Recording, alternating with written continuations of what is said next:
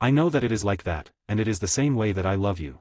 Yukio, I understand, but do not you feel hatred towards me? I was the one who did that to your son, and it was also me who destroyed your old clan. Surely some of your friends were there, right? Until that point Reiko finally realized, Yukio was actually aware of what his concerns were. Reiko remained silent for a few seconds, but in the end, she shook her head and left Yukio's embrace. Yukio had released her because she thought Reiko wanted to get away from him. But instead, Reiko turned around, so they both looked each other in the eye. Reiko, I cannot be angry with you. I cannot hate you, much less get separated from you. I know that what you did was wrong. Many lives were lost, but I am on your side. If you did something wrong, then that also includes me. If they call you assassin, then I also deserve to be called like that. Yukio did not say anything because he knew that his wife was still going to continue talking. Reiko took Yukio's hand as he placed it in his own heart so that his husband could feel his heartbeat. Reiko, what you did was not done out of malice or hatred, it was because you saw the injustices that the Phoenix clan committed. Tell me, if you had not done it, how many more victims would there be? If you had done nothing, there would be many more deaths and wounded women in their lives just because that clan was seeking their own satisfaction. If you had not come for me and Ravel, what would have happened to us? I feel hurt. I lost friends and I even lost my son.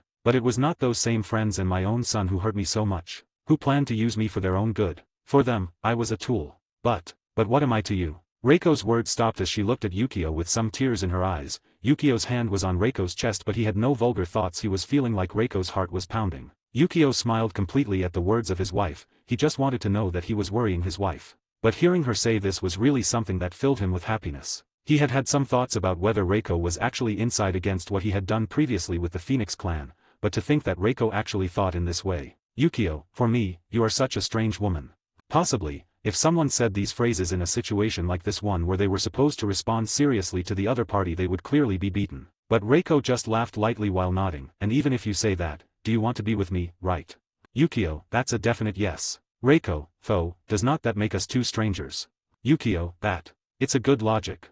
They both looked at each other and laughed. They knew more than anyone. His love was strange, his feelings were pure, his heart seemed to be united, and it is as if his destinies had been destined to be together all this time. Yukio could feel that this woman named Reiko was definitely his wife. He felt so much love for her that it made him feel very happy just being in front of his presence. Reiko was very happy because since she had known Yukio all her life had changed so much, since that day where this man had appeared in his most pitiful moment and had saved her. Where this man started a war against a whole clan only to rescue her and also saved her daughter without asking anything in return. Also, this man was so loving and good. The best thing was that he got along so well with his daughter. With all those qualities, she had fallen deeply in love with Yukio. And most important of all, this kind of youthful love in which even she felt like a little teen who used to sneak in with her high school boyfriend furtively. Reiko, W.O. She who was so immersed in her thoughts was suddenly pulled down and her eyes fluttered in shock. She fell face up looking at the ceiling. No, looking at Yukio, and she instinctively blushed too much. She was not a girl in this situation. Reiko, wait, yeah. She unconsciously was afraid of this moment. This man was much younger than her, much stronger and without doubts. She was old and careless. Would she still have enough feminine charm in her parts to make Yukio happy? Unconsciously a feeling of anxiety and fear crawled on his body. Yukio, no. Stopping is a difficult thing now. But contrary to what she expected, a husky voice came from Yukio. Reiko felt very worried as her two hands were placed on Yukio's chest. Reiko, are you okay? What's wrong? Just as she spoke, Yukio's complexion became somewhat pale as a dark smoke left her body without her consent. Reiko was scared, but the next moment she was too stunned. Yukio's height and physique had completely changed. He grew a few cms higher. On his head, there were two pairs of horns, and his golden eyes suddenly became purple while a dragon tail was coming out from his back. Reiko, Yukio. She had heard it before. When she stayed in Yukio's dimension, she always heard that Yukio was actually a dragon. But she thought that those people only used that kind of expression, dragon, as someone very strong. But who would know that it was really a dragon? Yukio, Reiko.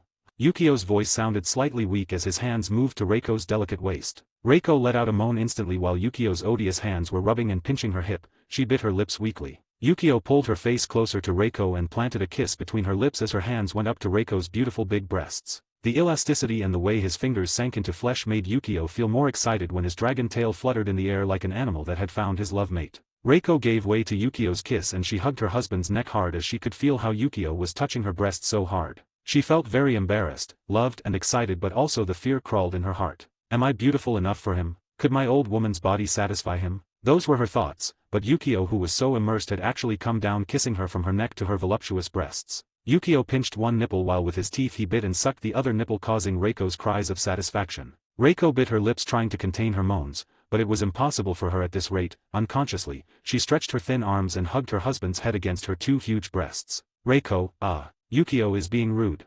Although she said her expression said something different, Yukio bit Reiko's nipple, which caused a startled moan from his beautiful wife, and he smiled maliciously as he controlled his tail suddenly and rubbed the tip against the intimate part of Reiko. Reiko, who was concentrating on the excitement that Yukio was making her feel from her chest, suddenly could feel something impact and rub against her eroge area. She immediately became very nervous, but her excitement grew as she knew herself was getting wet. She had only come with a sleeveless shirt that Yukio had already pulled off and a few white shorts. Now feeling that movement in her area eroge, her pants began to get wet. Reiko, Yukio, MMH.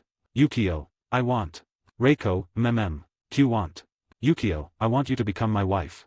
The moment he said those words, all his actions had stopped while they both looked at each other. Reiko already considered herself Yukio's wife, and becoming completely his wife was the final step. She observed the determined face of her husband and she released a small tear. Why was she so insecure? Why did he worry about his sloppy body? Yukio did not love her for her body. It was these feelings that both of them had inside of them. This pure and youthful love that she could feel in her chest. She felt very sorry for not knowing Yukio much earlier, but she instantly laughed at herself. How was she going to meet Yukio before? Yukio was barely 18 years old, and when she got married, Yukio could not even have been born. Reiko raised her slim hand and caressed her husband's face while smiling happily. I want to be your wife. I want to be your woman, and I want you to consider me as a woman who will be in your life for all eternity.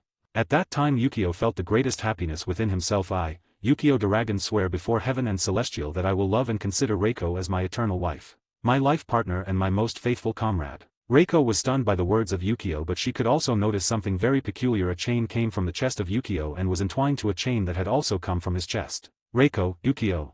She was very surprised, but Yukio gave her a soft smile. It's my oath, it's our eternal vow of love. Reiko laughed at how silly her husband was and she immediately kissed him. Yukio responded to his kiss animatedly while his hands roamed the entire body of his beautiful wife, from her breasts to her abdomen and then her erogenous zone. When Yukio under Reiko's shorts was amazed, she is beautiful in front of his eyes with small golden pubic hairs. Besides, the red mark was just below Reiko's abdomen, which made it look pretty sexy before Yukio's eyes. Reiko, please. Do not look at it like that. It's not very nice. She was rather shy, although she was an experienced woman. What kind of woman would not feel nervous when her man looked at her so intently in that place? Yukio chuckled and stopped halfway down his shorts while he immediately buried his head in that beautiful place and with his tongue made fun of Reiko. Reiko, pee for that place. Ah. She tried to say something, but the sudden pleasure made her let out a loud moan while her hands were pressed to the sheets. She knew that doing this action in front of her husband was something inadequate, but the pleasure she was feeling did not let her stop. Yukio continued to mock her while her tongue licked every part of her eroge area, occasionally sucking and making somewhat embarrassing sounds. Even Yukio seized the moment and bit Reiko's clit, causing her to moan even louder. It was to the point that Reiko had even used her own hands to press Yukio's face into her vagina to get more pleasure. Reiko. It feels good. Yukio smiled as he used his fingers and caressed his pretty wife's vagina, but then out of curiosity he also touched Reiko's anus slightly. It had to be said that Reiko suddenly tensed and her pair of glazed eyes looked at Yukio with some embarrassment. Reiko. You want that? Yukio, I want that. He acted as if he did not understand her words while he smiled and pinched Reiko's erect pink nipples. Reiko. Endu does not play the fool. You know what I'm talking about. Yukio climbed on top of her without answering while his cock was banging against Reiko's abdomen. If I said yes, what would happen? Reiko looked away while her panting and blushing face were completely exciting. Be well. You're my husband. I'm your wife if you wish. I do not have to stop you. Yukio really wanted to laugh at this wife of his, even when he had insisted on these things with others. Only Seamus and Kurika accepted this kind of stuff. But she had accepted without even asking properly. But he was not going to force it to something that she did not accept voluntarily, therefore, approached Reiko's ear with picardy. I will. When you ask for it yourself. Finishing the talk he bit the lobe on Reiko's ear with malicious. Reiko bit her lips, but in the end, she let out her moans because Yukio was on top of her, could feel her husband's cock banging against her abdomen. A tingling sensation was felt in her vagina as she thought that this great thing was destined to enter into her. With her soft, pearly hands she touched Yukio's cock as her fingers wandered between the tips. Yukio, She suddenly heard a moan from her husband and Reiko smiled with pleasure as she accelerated her hands. Yukio knew that his pretty wife was trying to get revenge and he smiled while with his left hand he pinched a nipple and his right hand was massaging Reiko's big ass. Reiko, wait, if it continues like that. Enough, I'm going. She did not finish speaking when her body involuntarily arched and a quantity of her juice of love overflowed from her vagina. Yukio smiled with malice. Do you still want to play, love? Reiko. Silly, it was the only thing she answered heavily while her glazed eyes were staring at him. Yukio smiled and lifted Reiko's legs in a position of W. Reiko could see how Yukio's penis was being pressed against her vagina and she eagerly wanted to feel it inside her. She knew that today she became Yukio's wife, today she would be his without caring about the words of anyone else, who would think she only came today to be comforted, but it turned out that that awesome dragon would make her his today. Reiko pulled out her hands as she gestured to her husband that she wanted to hold him during his moment of penetration. Yukio nodded and he placed his penis inside her while they were in a hug. Reiko's face showed an expression of slight pain, but because she was already completely wet the penis slipped something easy. She was not so tight, but she still maintained her form, and although that was not important, Yukio felt some emotion inside her heart as he immediately moved her hips. Reiko, ha, so good.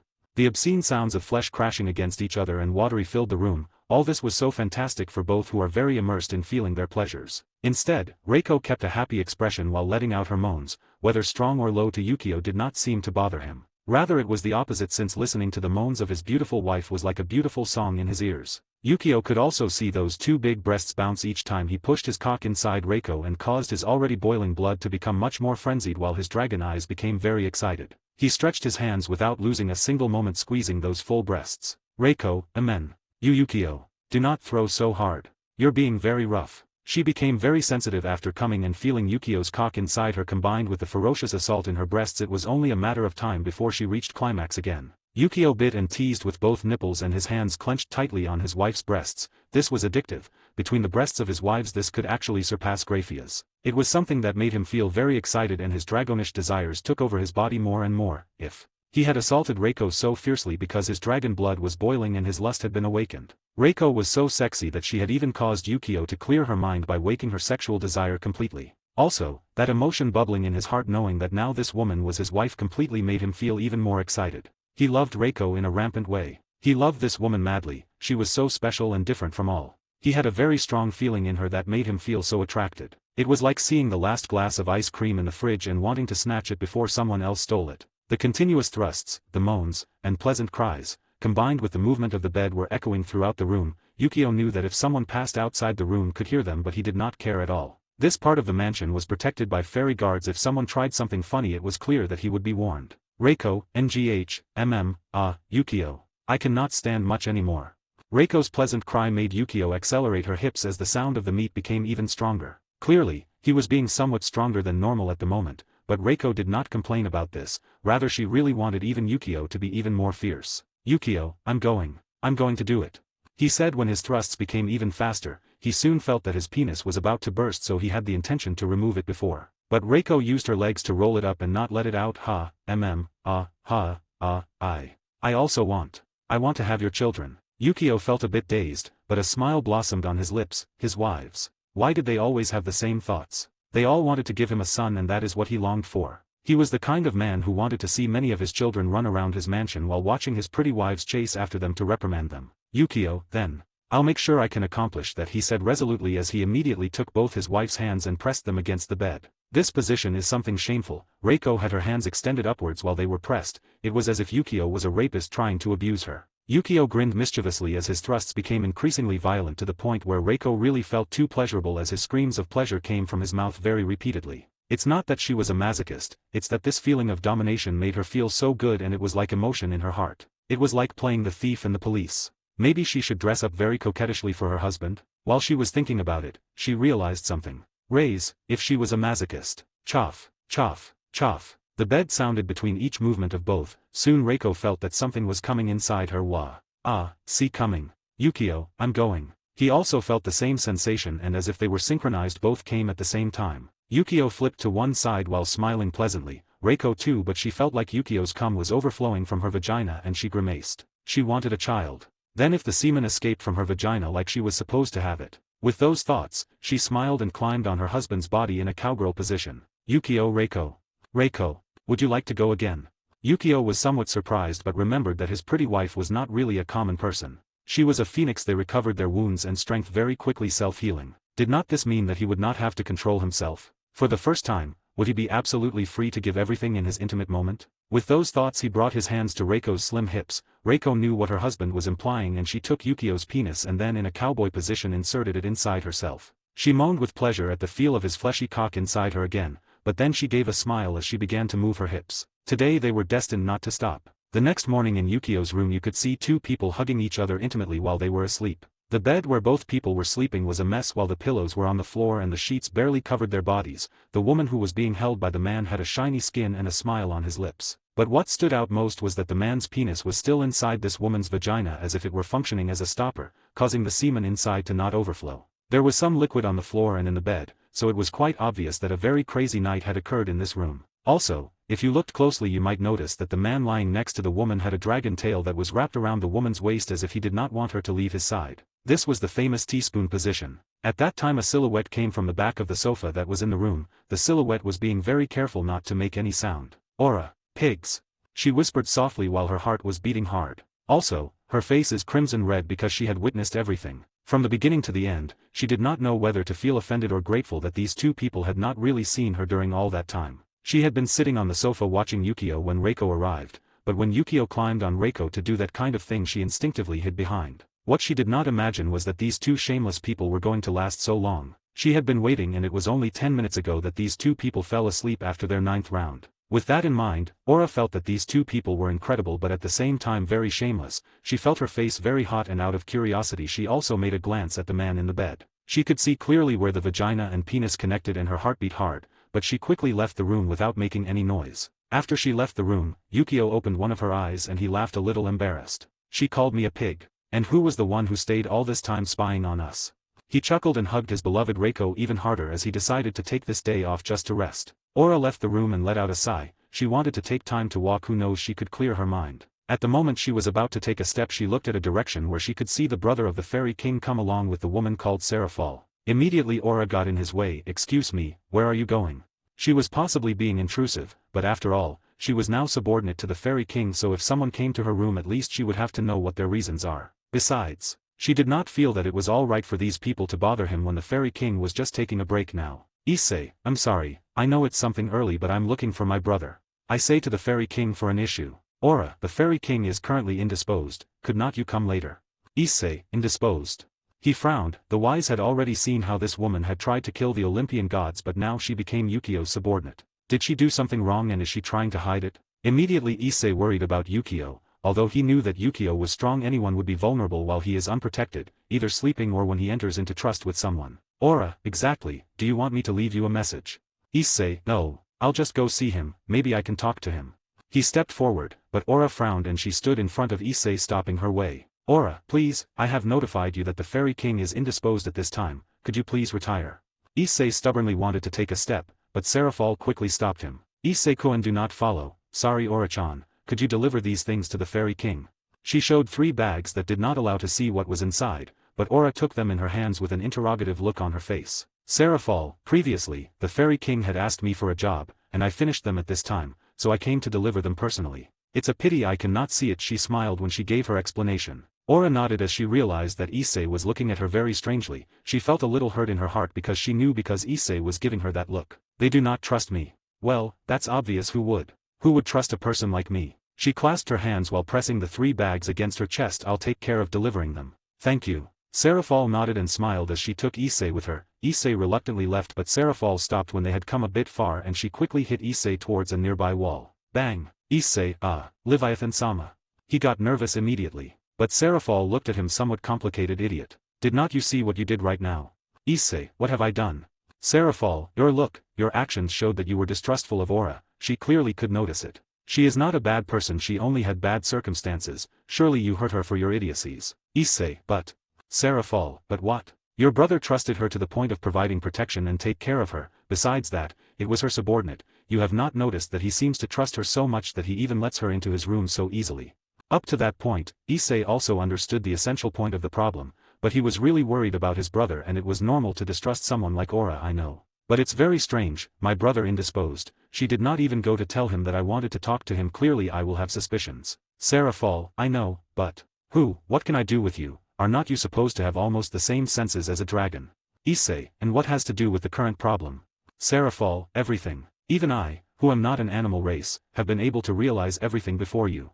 Issei felt more and more lost. There was DxD made his appearance since he could not bear to see his partner being so imbecile. "DxD, boy, I'm not an expert, but that girl was soaked with the smell of the Fairy King. I mean she had the smell of your brother. Do you understand?" Issei, Seraphol, yes, I think you already understood, she nodded while sighing with some bitter feeling. She had only realized because aura apparently had a somewhat peculiar aroma, she did not know what it was, but after a few seconds of conversation, she spread her senses stealthily and realized something. In Aura's tunic, she had a small white viscous liquid. That same liquid she had seen it before, but it was of another color, and it was the prison of the Godii 13. Now, given those ideas, came before a very logical idea. If she had semen in their clothes, did not it mean that this woman had just had sex with the Fairy King? Clearly, he was indisposed. The Fairy King possibly did not want anyone to bother him, as he wanted to take a break after his routine with Aura. With those fierce thoughts in her head, Seraphol felt quite embarrassed and decided to leave. She did not have the courage to show her face to the Fairy King, much less to Aura now. In the end, it was 3 people who ended up thinking things wrong.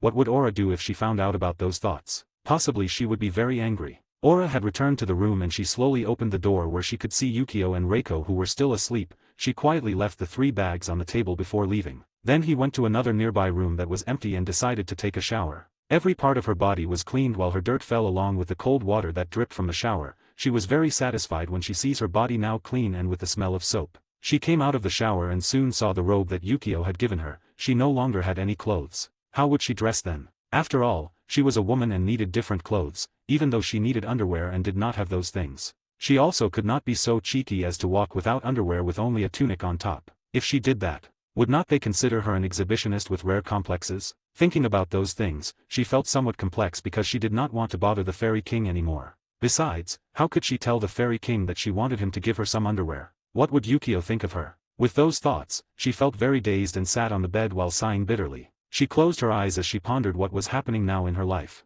She had attended this meeting with the help of Alpheus with the full intention of taking revenge on all her enemies. She wanted to put an end to her pain and suffering. She wanted others to suffer what she had to endure during all these years, then cause all the men present to see what Sao was Aphrodite. She also wanted to make Artemis live a hell and suffer what she had to endure for many years. Just as she, of course, wanted to take revenge against Denisio, she wanted to make him suffer the worst of deaths, but still, nothing turned out as she wanted. She did not have her revenge, but at least Denisio suffered. That man called the Fairy King had forgiven her in her sins and took her as her subordinate, even exclaimed to everyone that she was now being protected by him. That nobody had the right to hurt her and not disrespect her. Until this point Aura felt very strange inside her. Why was this man doing this? This man wanted to take advantage of her? Maybe this man was like all those lustful bastards who only thought about his body. Maybe that man just wanted her to open her legs before him. But the more time she spent with that strange man vanished ideas. That man was not like she thought. He was very loving and polite but also had a mocking and dominant personality. Besides, if he was lustful but only with his wives, then Aura thought.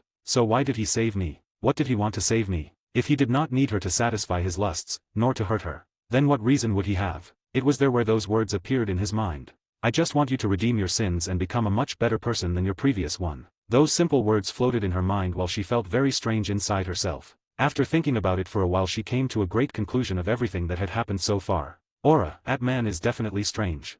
With those thoughts, she shrugged and decided to get dressed since she had no more underwear she had to put on the previous one she had been wearing until now, but the moment she did it quickly, she took it off again with a red face. Her white panties had a big stain and they were wet. That clearly was not water. Of course, that was something she could not have stopped. She had been seeing the Fairy King and his wife having sex for a long time. She as a woman would be excited to witness something like that. Who does not? Realizing that her only pair of breeches had that great stain and the smell of her filtered juices, she knew immediately that the Fairy King, who was a dragon, could sense the feminine scent that emanated from her very easily. So how is she supposed to show up to the Fairy King now? Possibly the Fairy King would think that she was a shameless and dirty woman. With those thoughts she was somewhat discouraged. She was very focused now on fulfilling all the expectations of the Fairy King. But if the Fairy King ended up confusing things, would not she be breaking the expectations of the man who saved her before all factions? Clearly, she did not know what to do. But just when she was destroying her brain someone had knocked on the door of the room. Aura, yes. Graphia, Aura-san, it's me Graphia, can I pass? Aura suddenly felt as if a scythe were placed in front of her neck and instinctively she quickly hid her wet underwear and took a moment to calm down before answering Graphia. Aura, please enter. Graphia entered and noticed how Aura was wrapped in a bath towel and smiled. As I thought, you have no more underwear, therefore, I brought you a new pair. It would also be nice to wear other clothes other than that tunic. Aura was very stunned at the situation but did not think much about it and respectfully took the pair of underwear in Graphia's hands while going to the bathroom to dress. Graphia, hey, take this too. She threw him new clothes and Aura nodded. While Aura was in the bathroom changing clothes, Graphia was sitting on the bed while looking at the room, suddenly looked at the large robe that was on the bed and showed a loving smile remembering her husband. Today is supposed to be the day when she and Misla monopolize Yukio for them too. P.A. Aura came out of the bathroom with a dark battle suit stuck to her body. Her curvaceous figure looked too beautiful while her long blonde hair rested on her chubby buttocks/costume similar to Skvak/. Graphia felt a little moved by the beauty of Aura. You look beautiful. In that case, I'll take this robe to wash it and return it. But before Graphia could react, Aura at an amazing speed had already taken the robe in his hands with a smile. Good, I'll take care of washing it and return it to Yukio-sama. Graphia raised an eyebrow. It was very common for her to take care of the daily task since she was once a servant in the Gremory clan and had wanted to take her husband's robe to wash it, but noticing Aura's strange behavior she could not avoid feeling something strange. Graphia. Well, then please do it. She did not find anything bad in the situation and she could only let Aura do that. She turned around leaving the room. Aura looked at the robe in her hands with a complex feeling. Why did I do that? She is his wife, it is normal for her to want to have her husband's robe back. So, because I felt that I wanted her myself for me. She asked herself, but noticing that there were not many answers to her question she surrendered. She decided to walk now, so she folded the tunic between her hands while taking a walk. The moment she passed by, the guests all looked at her with different expressions. She felt nervous, but noticing how the fairy guards looked at her as if they wanted to protect her, she felt more relieved. So they will protect me if a situation happens? She was calmer and went on her way. Between the course of his path, she soon saw a small elven girl running freely around while a beautiful woman was behind her smiling. At the moment when the beautiful woman saw Aura, she also greeted her. Aura felt strange. Athena. Athena, Bajam, what are you doing? Aura, I am taking a walk. Are you alone? She realized that there was no one apart from her and this little elven girl. Athena, the other girls went for a walk. You look very beautiful wearing that kind of suit. Aura looked at herself and then at Athena. She never had any aversion against Athena because this woman did not do anything to him in her life. They only knew of some words. Aura, thank you. She looked at Athena and then hesitated a little. My parents, do you know about now? She released those words while her expression looked a bit pitiful. She was the daughter of Peribia and Lelantu. She knew that those two people had suffered a lot because of the atrocities that she suffered many years ago. Athena stopped her smile and looked seriously at Aura before sighing. You do not have to worry about them. Well, they already heard about you and I do not doubt they would arrive in a day or two. Besides, everything that has happened so far has been informed. Aura, everything. She felt a slight twinge in her heart. Her parents now knew about her bad actions and that made her feel anguished. Athena saw Aura's expression and wanted to comfort her. Not everything is bad. They got very angry, but they were also happy when they found out that you are now serving the most powerful man in this world, and they were also happy when they learned that Mr. Duragan severely wounded Dionysus. Aura looked at Athena attentively. She could notice that when Athena named the name Dionysus, there was something of displeasure in her tone. But she felt even more relaxed after hearing that her parents were not so angry. That's good to know. What are you doing? She who was talking to Athena soon noticed that Yaiko was by her side, but this little girl was sniffing her like a dog to her prey. Athena, little Yaiko, what are you doing? Yaiko, nothing. She smiled very sweetly but gave Aura a full look and then turned around. Aura was somewhat confused, but Athena was also the same. She's good. She always does that sometimes. Aura nodded and smiled in response. She decided to leave to walk a little more. But Yaiko, who was playing, suddenly stopped and looked at Aura with a strange look. She's got a mark. It was Yaiko's words before he decided to continue playing with Athena, since for Yaiko this woman named Athena and her sisters were now her good friends. Aura went on her way and could see many people in the course. She noticed the demons, angels and fallen people chatting as if they were friends. The Greek and Japanese gods were chatting amicably while the Asgardians were observing a large pile of iron materials that were being guarded by fairy guards. Occasionally he also realized that some descendants of werewolves were talking avidly with the pureblood werewolves under the command of the fairy king. Some individuals from some factions who were trying to flirt with the elves and fairies. She also realized that the goddess Changar was eating a great banquet very animatedly. Aura laughed a little when she noticed how such a beautiful woman had such an appetite. On the other hand, that man called the Jade Emperor was sitting chatting with some ladies, a great playboy that was. It did not take her long to realize that these people spoke so peacefully to each other even though their factions and races were different. Even the wives of the fairy king were talking to the guests very animatedly or meeting each other to chat about private things. At some point, he saw the woman named Rias Gremory who was talking to Seraphol, Sona and Sikvera Agars.